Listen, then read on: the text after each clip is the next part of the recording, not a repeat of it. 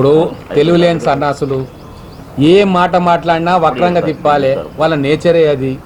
మీరు కూడా పోయి రేవంత్ రెడ్డి గారి మాటలు చూడండి. జిల్లాలను పునర్వ్యవస్థీకరిస్తాము అన్నారు. పునర్వ్యవస్థీకరణకు రద్దు చేయనీకే కూడా తేడా మా కేటీఆర్కు తెలియకుంటే మేమేం చేస్తాము? ఒక్క నియోజకవర్గము 3 జిల్లాలలో ఉంది. ఒక్క ఆర్డీఓ 4 నియోజకవర్గాల్లో ఒక ఆర్డీఓ ఉన్నాడు. వీటన్నిటినీ హేతుబద్ధత లేకుండా చేసిరు. వీటిని సరిచేయాలి. ఒక మండలానికి 16,000 ఉంటారు, ఒక మండలానికి 1,00,000 ఉంటారు. వీటన్నిటినీ కూడా మనం ఒక కమిషన్ వేసి, ఒక జ్యుడిషియల్ సిట్టింగ్ హైకోర్టు జడ్జా సుప్రీంకోర్టు జడ్జితో వేసి ప్రజల అభిప్రాయాలు తీసుకొని హేతుబద్ధంగా పునర్వ్యవస్థీకరణ చేయాలి అని చెప్పింది.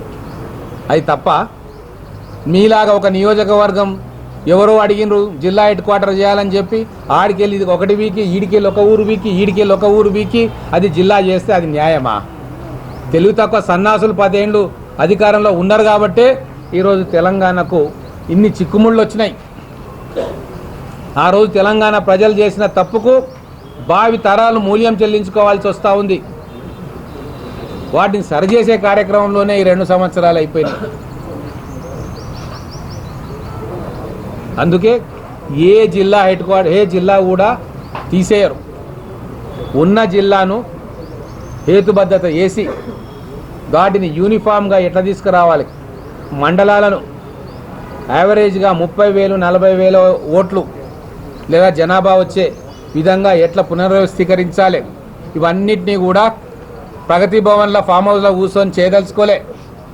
ఒక కమిషన్ వేసి ప్రజల అభిప్రాయాలు తీసుకొని మీలాంటి మేధావుల విజ్ఞప్తులు పరిశీలించి వాటి తర్వాత ఒక నిర్ణయం తీసుకుంటారని చెప్పారు.